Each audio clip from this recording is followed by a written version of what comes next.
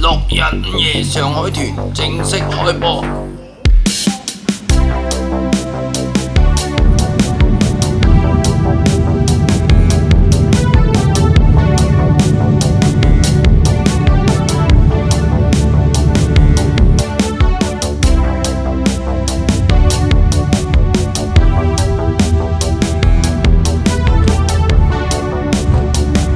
咁快，我哋又到咗酒店啦。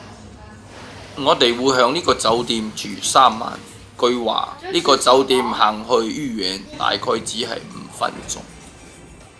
今日上海特別凍，佢嘅溫度大概響7到8度。我哋而家打算步行去豫園。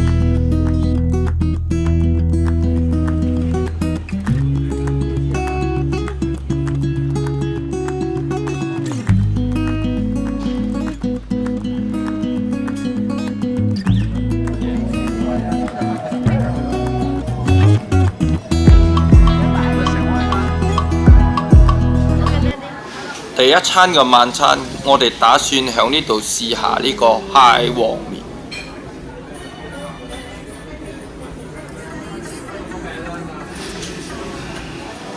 話咁快，我哋又食飽，打算響附近行下。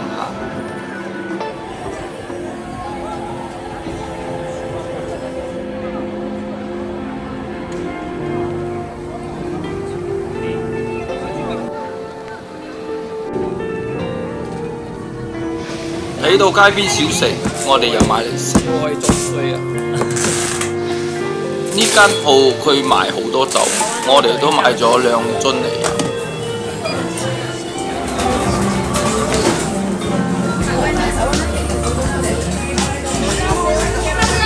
跟住落嚟就會開上海一啲特產嘅鋪頭去睇下，都數開多少。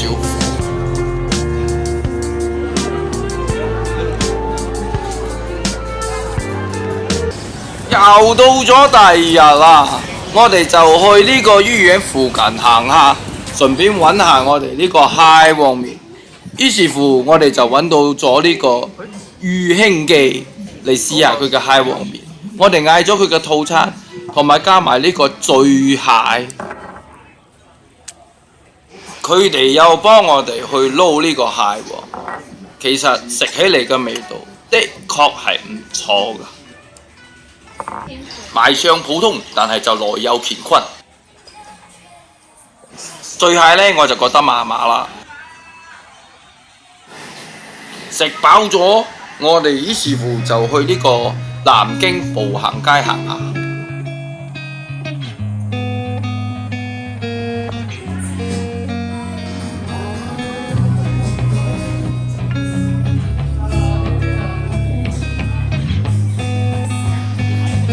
我哋去咗呢個 Pop Mart 旗艦店，其實佢嗰度唔止有嘢賣，仲有好多地方可以攞嚟影相，都係一個唔錯嘅選擇。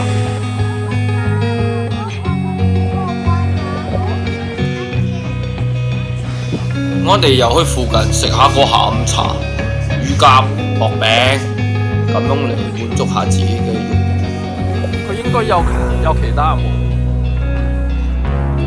跟住落嚟，當然唔少得我哋要去觀光呢個 旗艦店，嚟滿足下我皇帝仔嘅慾望，買下個俾佢咯。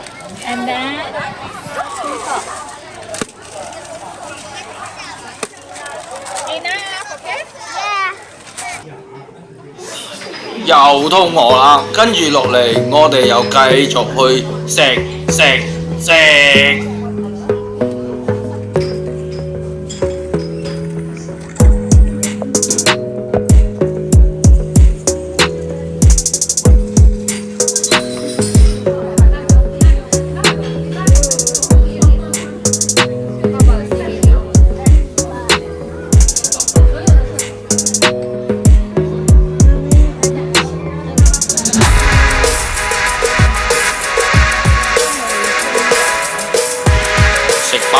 我個皇帝仔又要去附近影下相，呢度都幾得意下㗎。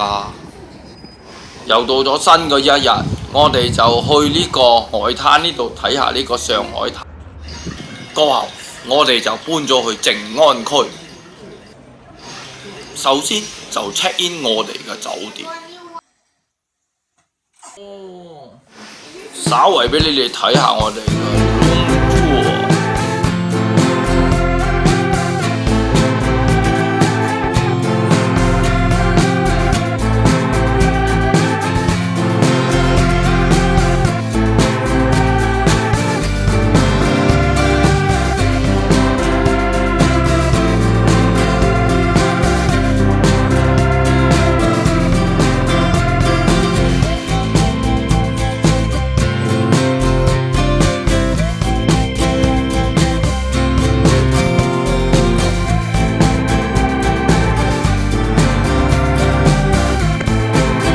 稍微休息一下，我哋又去咗呢個田字坊行下。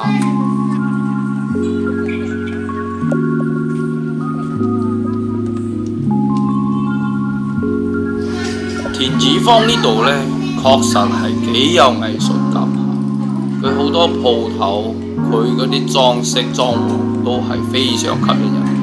歡迎你哋嚟到呢度打卡。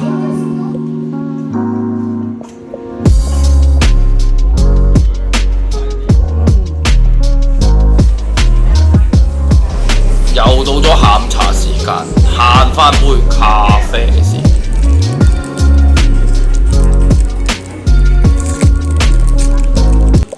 又到咗晚飯時間，於是乎我哋響我哋住嘅酒店附近揾咗呢個食湘菜嘅餐館嚟試下佢嘅手勢。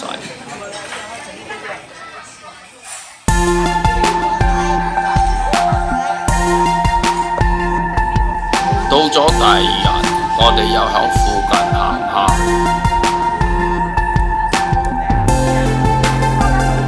過後，我哋就去到上海你班人坐過嘅靜安寺。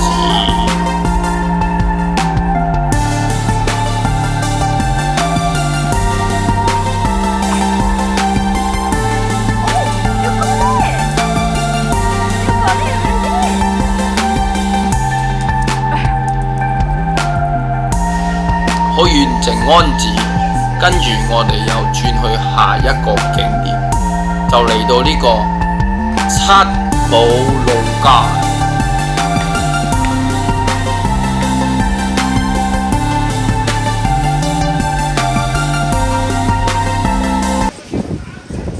入去之前，我哋就去試咗呢間嘉興大肉粽。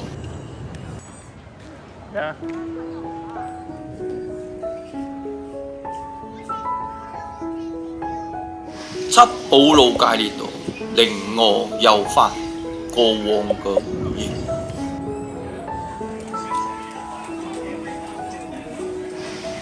睇到呢度嘅美食，我哋都會忍唔住買咗一件嚟試下。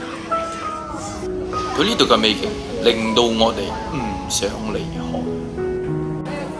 又到午餐時間，我哋就喺附近嗰度揾咗啲當地嘅美食。時間過得特別快，又係時候講拜拜。到開晚餐時間，我哋又試咗呢個街家湯包嘅晚餐。到開第二日嘅早上，我哋又係事後同上海講拜拜。依家正往機場嘅路途中進發。